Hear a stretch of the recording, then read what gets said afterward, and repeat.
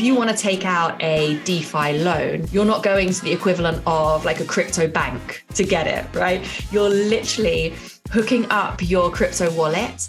And if you're holding certain tokens, usually it's either a stable coin or it's Bitcoin or it's ETH, and you can take out a loan through a smart contract. So you don't have to put in an application. You don't have to kind of put in like your credit report, your credit score, and wait to see if you get approved. You can just hook up your wallet. You can see what terms are being offered in terms of like interest rates and what you would have to pay back and stuff. But you don't have that middleman making the decision on whether or not you can get the loan or take the savings account. And on the other side of it, so if you are taking a loan, on the other side of it is one or many people who are basically putting their money into that blockchain protocol so that you can borrow the money. Hello and welcome to Crypto Confidence, everyone. I'm Amelie. I'm the marketing director for Zumo.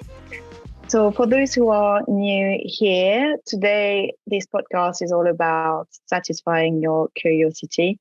And it's a chance to meet other people who are also on their journey to discover crypto. We've got one guest every month. You'll hear about their story, how they get involved into crypto and how they've navigated the complexity. They have some wonderful insight for us every single month. So what you're going to get from it is very simple. You satisfy your curiosity, you can ask any question, and then you get to have fun a little bit as you learn about crypto. Today, I'm joined by our special guest, Caroline Hughes, who will be telling us about some of the ways that people are using crypto in their lives. So Caroline Hughes is a co-founder and CEO of Lifetise. It's an award-winning consumer fintech company that helps you plan how to afford major life events like buying a home or having children. How timely is this in the condition that we live on at the moment? Now, Caroline is building the world's first fintech metaverse to help consumers understand how to finance their lives using traditional finance, decentralized finance, and also NFTs or non-fungible tokens. Caroline has been named as a senior leader and a rising star of fintech on Innovate Finance Women's in Fintech Power List in 2020 and 2021. She's also a mentor for early stage startup, a regular speaker at finance and tech industry events. We saw her last week at Fintech Talents, where Zumo was also exhibiting. And she's the host of the Money and Me podcast. So hi, Caroline, and welcome to Crypto Confidence. Thank you for joining us. Thank you so much. Thank you for the lovely warm welcome and introduction, Amelie. Oh, you're welcome, Caroline. So you have built first a financial wellness platform, I would say, and you're going into crypto. How did that happen? Start with this. Yeah. So as you've said, we started off in the traditional finance world, helping people with all of those major life events that are really already complex in traditional finance. So buying a house, having kids, thinking about planning for retirement, all of those things. And so in that space, we helped you navigate all of those decisions, and then we connected you to different product partners. So, mortgages and loans and credit cards and all of those things that most people have some understanding about, but still might find a little bit complicated. And then about 18 months ago, we moved seriously into the crypto space. So we've actually been looking at the space since about 2017. We've been kind of keeping tabs on what's being built in the space. And it got to the point where every time we ran like events for our members, it didn't matter what topic it was on, right? We could have been talking about mortgages. We could have been talking about buy now, pay later. And we'd have our event, or we'd have our podcast, we'd have our thing. And at the end of it, pretty much the second question that came up after whatever we were talking about was, hi, what can you tell us about crypto? Or I'm thinking of getting into crypto. What do I need to know? And so we really realized that we needed to kind of accelerate our roadmap, and that most of our audience, so we've got an audience of about 40,000 users. And they're kind of in that age range from 18 up to kind of 45. And it's just become such a big topic for them that we couldn't ignore it any longer. And it made sense for us to now start kind of bringing it within what we offer. And I think, our superpower really is taking these complicated financial things and making them simple for people and help them understand how they might fit into their lives.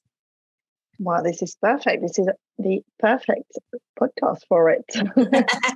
So crypto, now everyone really is talking about crypto. As you said, it's the first question that comes in.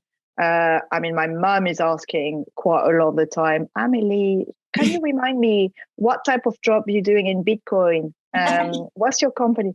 But anyway, so it's more traditionally thought anyway as an investment, I guess. But has it become any more than this? Can you explain a little bit where it fits or where you see it fits with the people that are asking the question to you? Yeah, so I think you're absolutely right. So most people have kind of come into crypto and they might know a little bit about Bitcoin, obviously with it being the first cryptocurrency. So most people have heard of Bitcoin. They might not actually know kind of a lot of the backstory and the history, but they do know that it is digital money. But then I think what happened was there's obviously been this huge growth in the crypto space really since Ethereum blockchain was built, right? Because Ethereum became not just a cryptocurrency, but also a way for people to build apps and other things on top of the blockchain. So it went from being about Bitcoin as a kind of single cryptocurrency and all about digital money to being much more around kind of like a blockchain and a crypto ecosystem. So we see all sorts of different projects being built from like art and metaverse, climate projects, all built around blockchain and crypto tokens. And it's really opened everything up. And I think that's great, but it's also made it a lot more complicated for people to understand. Absolutely. So what are some of the different way, I guess, that people are using crypto right now? You're talking about all these new applications. What do you see are the most famous use case? Yeah, so loads of different use cases now. So again, you're absolutely right. Kind of the primary one has always been buying crypto tokens as an investment, right? And hoping that the value of that token goes up over time. I guess in the same way that people will invest in stocks and shares, or they might invest in bonds or gold, whatever the asset is that they're investing in. But now, obviously, we've seen huge other markets kind of grow. So digital art, which is an NFT or a non-fungible token, I think that's probably the next biggest use case that people have started to see over the last couple of years. I think most people will have maybe seen the Bored Ape collection, probably the most famous collection of NFTs. And again, people are buying this digital art and these NFTs either as an investment or sometimes just because they love the artwork or they want to support the artist. So we're seeing a lot of NFTs being used to support kind of the creator industry, which I think is really interesting. And then there's another use case, which is people buying digital property in the metaverse. Now, when you buy digital property in the metaverse, that's also an NFT. You're literally buying a little parcel of land in one of the metaverses. And what's interesting is nearly $2 billion has been spent so far by people buying digital land across different metaverses. And again, some people are buying it because they want to build projects, they want to build houses, they want to build stores, they want to build experiences within those metaverses. And others are just buying it speculatively to hold that land as an asset, again, hoping that the overall value of the NFT goes up. Yeah, so who's that famous artist? It's Snoop Dogg who's got who built his own house into one of the metaverses. I think it's Sandbox, if I recollect well. And as soon as he built his big Snoop Dogg house in the metaverse, the value of the plot just next door to that house went up in value. Exactly. Really crazy. But I guess how do we really see our lives then becoming into the digital world in the future? Yeah, so it's interesting, isn't it? Because I think you've got that separation. You've got assets that you're buying that are digital assets to use in a digital space, right? So whether that is you're buying land in a metaverse, or you've got the new that Nike announced that they've got the new Swoosh platform, which is where you're going to be able to go onto their platform, and it's built on the Polygon blockchain, and you're going to be able to buy like digital sneakers for your avatar or other digital clothing. We're obviously seeing other projects that are making all sorts of like digital wearables, and you can go onto a metaverse like Decentraland, and you can buy dance moves for your avatar. You see a lot of different avatar characters buying, like, it's always a lot of like Running Man moves. It's nearly always the Running Man. And so you've got that ability to, I guess, like buy digital things. And you've also got the ability then to actually use crypto tokens to pay for things in the real world. And I think that's kind of like the next evolution that we're starting to see. So we went from, we've had for a number of years the abilities kind of pay for things in Bitcoin in the real world. You could go into some shops, you could go into some cafes, and you could actually pay for your coffee in Bitcoin. But now we're starting to see the ability to maybe like save up in tokens and get loans in tokens to be able to pay for things in real life, like a new laptop or a new phone, or, we've got people who are looking at using it to save for a down payment on a house. And so you start asking your question, like, and I think I tweeted this, would you use crypto to buy a house? And in the future, that may well be something that people do. I'm going to be picking up on something that you said, the way to save in crypto. So, I mean, like right now, the interest rate has gone up. We are seeing, inflation has gone up, interest rate has gone up. Your mortgage, the mortgage went from like 3% to now like over 5-6%. You can save a little bit more. I mean, like the other day, my bank sent me a notification say that instead of getting the 0.25% on my saving, I'm getting 0.3. Woohoo! Spend it all at once. Yeah. But so you said, I mean, like this traditionally, my dad and my mom would say that this is the way for me to save money. It would be like to put the money in a bank, and this is it. Now, what are some of the way that you just said that are similar in crypto? Yeah, so effectively what we're seeing, so within crypto, as we kind of talked about earlier, you have this whole concept of decentralized finance, right? Or people might have heard that it's called DeFi. We basically said that all traditional finance, all the stuff that you get through your bank, we're kind of calling traditional finance or TradFi. And then this whole new set of kind of financial products and services that you can take in the kind of crypto blockchain space, we're calling decentralized finance and DeFi. And the reason that it's decentralized is instead of having to go through a bank for a savings product or a mortgage, or instead of having to go through an insurance company to get some insurance, with DeFi, it's peer-to-peer. So you have the blockchain and the smart contract that sits in the middle, but you don't have an institution in the same way that you would have a bank.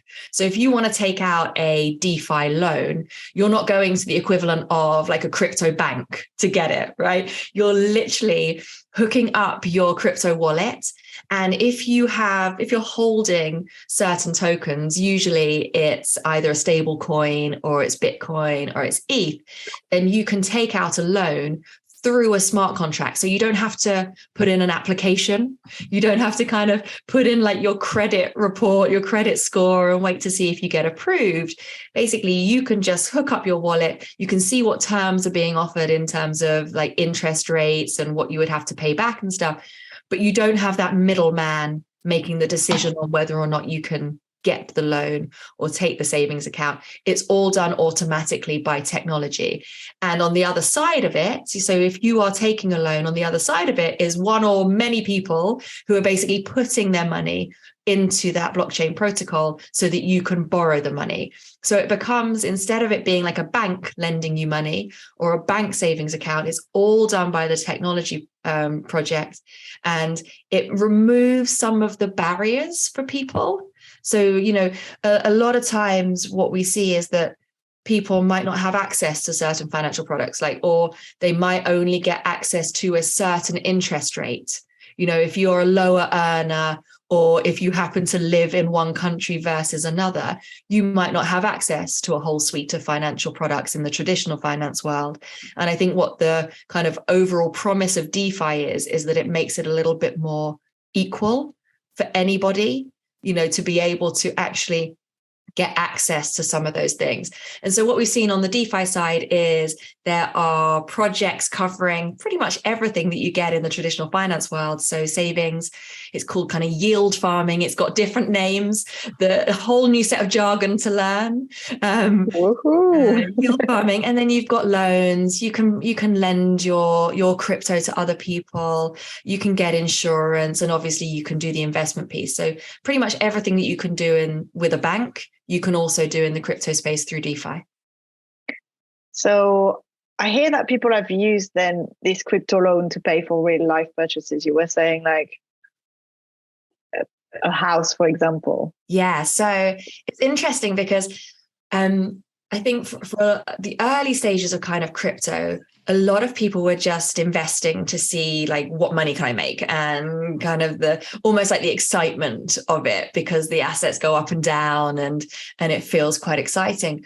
But now that the market has matured, and now that we have a lot of these DeFi products available, what we're hearing from those DeFi projects is they're starting to see a lot more of their users actually taking out loans to pay for college or to buy a car, or actually using their like yield farming and the equivalent of kind of savings accounts to save for much longer term goals. And I think that's really where we look at the DeFi space and how it fits in with what we offer is, can we provide people with a side-by-side comparison of, if you're trying to achieve a certain goal, you could take a loan through a traditional bank, and this is how much it would cost you. Or if you're already holding crypto assets, you could take a loan through a DeFi protocol, and then we can show you what the benefits, the pros and the cons of each are, but it allows you to kind of have that much more open choice. So it sounds like, in all like theory, quite amazing, because I guess like one of the things that we have mentioned and is that you can suddenly have access, or anyone can have access to these product saving account with an interest rate that is more favorable than the traditional money, right? But on the other hand, so I guess like this is happening because on one hand, you remove the middleman, therefore like they don't take that cut. But what happens if the value of crypto goes down? Then what's happening? I mean, this is the thing. We're not getting away from the fact that crypto as an asset class is highly, highly volatile, right? It isn't. So, it's when anyone's looking at this, it's never put all of your eggs in one basket situation, right? You never go all in on anything, right? You never go all in on just a standard savings account. You never go all in on putting your money in the stock market. And you definitely don't go all in and putting all of your money into crypto tokens. And I think one thing that we've learned over the last, I guess, kind of 5 years of looking at the cycle, back from like 2017, where we had like the first wave of cryptocurrency tokens, beyond just Bitcoin and ETH. And we saw all of these projects come out, and the value of their tokens went up, and then the value of their tokens went down. So we've seen what the roller coaster looks like over 5 years, right? It hasn't really changed in that sense. So I think everybody coming into this space needs to have that as an understanding, that this is something where you never put more money in than you can afford to lose. So you can potentially make higher returns, just like in the stock market, but also at the same time, you can potentially lose a huge amount of value or all of it, right? So whenever you're weighing up what you want to do with your money, you are trying to take a very balanced approach to it and trying to decide, well, how much of this can I afford to put into something where I could make more, but I could lose more? It's a sensible approach. And I think, you going back to your opener when you talked about the whole financial wellness thing, we with our users are very careful to make sure that you've made sure that you're not carrying a lot of high interest debt. You are making sure that you've got kind of like emergency savings put aside. You started to plan for retirement, all of these foundation level things before you start doing anything that carries a higher risk. That's a brilliant advice and kind of like taking people down. Like, yes, there is risk. Now, another topic, right, that we have got to approach. Yeah.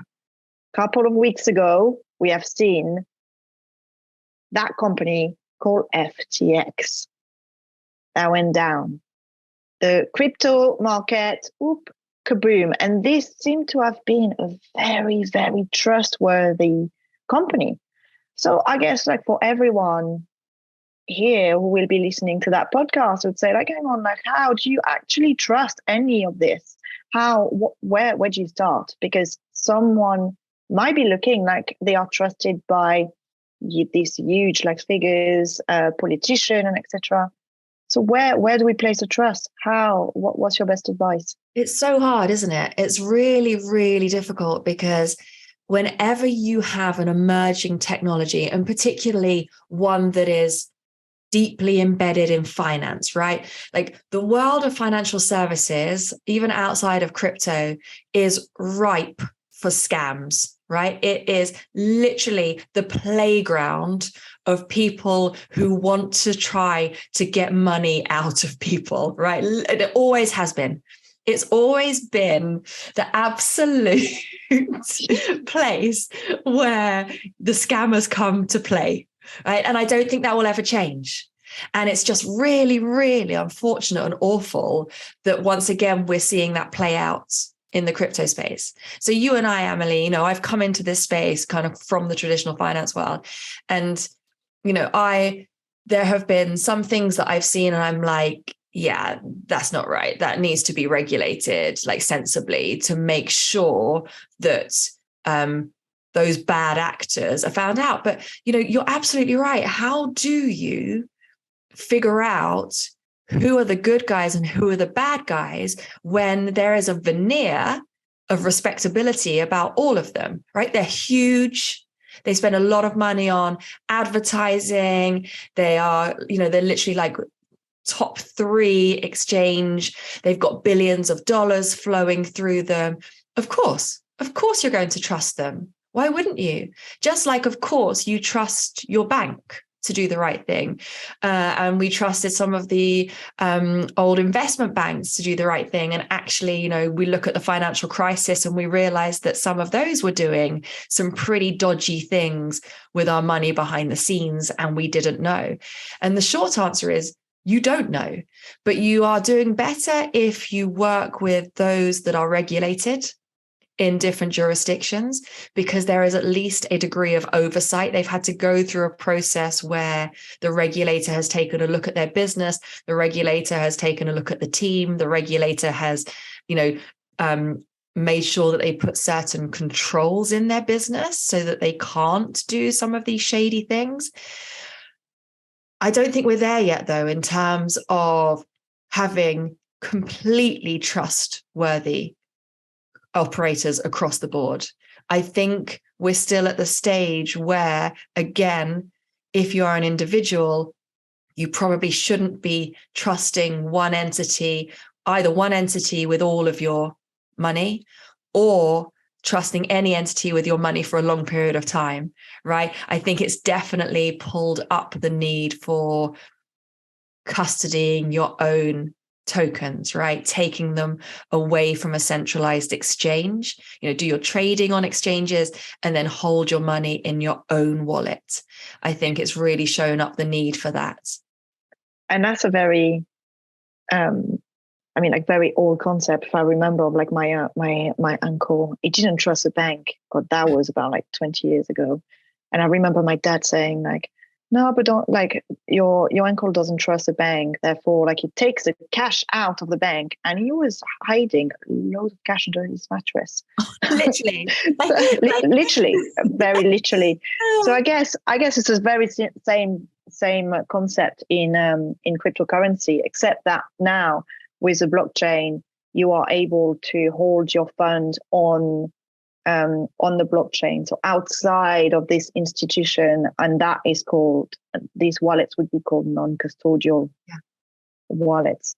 Very, very interesting. So we are getting to not the end of that session, but this conversation is really, really interesting. So I would love to open up to anyone who has got any question in the audience. If anyone has got questions, now is the time. I've got a question. Hi, it's David here. Nice to meet you, David. Go on. Caroline, thanks for that. You explained that in a way without using jargon. I was very impressed. I didn't hear you say smart contracts once. So I think I might have accidentally slipped in one smart contract by accident. Yeah, you have a way with words. It was impressive.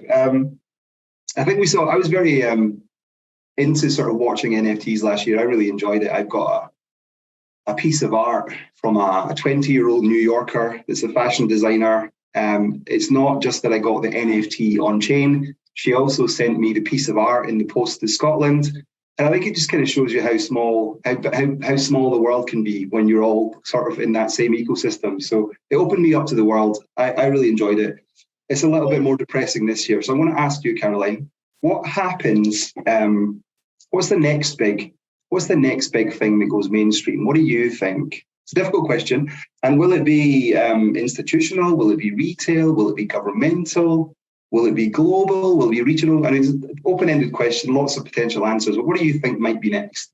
Yeah, so I'm sort of plugged into various different groups, all saying that theirs is going to be kind of the next thing. I spend quite a lot of my time with metaverse groups and kind of at the intersection of like the actual metaverses themselves, all of those projects that are kind of vying to be the destination, but also those who are kind of working on setting up like the creator economy. So that will be all of the artists, all of the kind of fashion people, everyone who's working in that space to be like, well, how do we populate the metaverses? Like, what are we going to be doing there? What is going to draw people in? And then all of those who are kind of working on the game side of things to make things much more interactive and interesting. So I think that we will see a leap forward in terms of enjoyment, hopefully, around things like games and metaverse on the blockchain. I think we've only seen the very beginnings of that. And some of the early blockchain games, while successful from a kind of token perspective, weren't necessarily the most enjoyable to play. And I think that's kind of like it's more interesting to have a lot of the kind of the studios who are coming in from either a really strong mobile games perspective or a really strong AAA games perspective to create stuff that has blockchain economies attached to it, but also has a really immersive and useful feel. Because when I kind of look at the space, we are lacking right now still the killer thing that brings more mass market people on. And I think the obstacle to that has been that a lot of people who are early in the blockchain space are quite naturally crypto native, but that makes it really hard for them to build for non-crypto natives, almost impossible, because they can't put themselves back in the position that they were in before they knew everything about blockchain. And so I think what excites me about what's coming, particularly from a consumer perspective, is we're now getting so many people who come from either entertainment or games or, retail, putting time and energy into thinking about, okay, but how do we make blockchain interesting? How do we build projects that are interesting from a consumer perspective? And then separately, I think at institutional level, we need a more joined up ecosystem in terms of embedded finance. And I think there's so much money and time and everything being spent on that at an institutional level that we'll also see a huge kind of like surge in where that takes us in the next year or so, kind of the infrastructure layer. Excellent. Thank you very much. No, I love it. I think if we see a Grand Theft Auto or any of those big games that come in and launch some sort of crypto element, it could be phenomenal for the industry. I would agree with you there. Huge, absolutely huge. Thank you.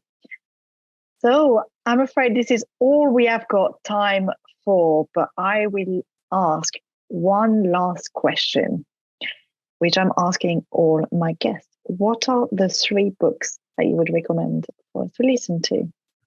So I rarely have time anymore to actually read books. I feel terrible about it. So I end up actually listening to them.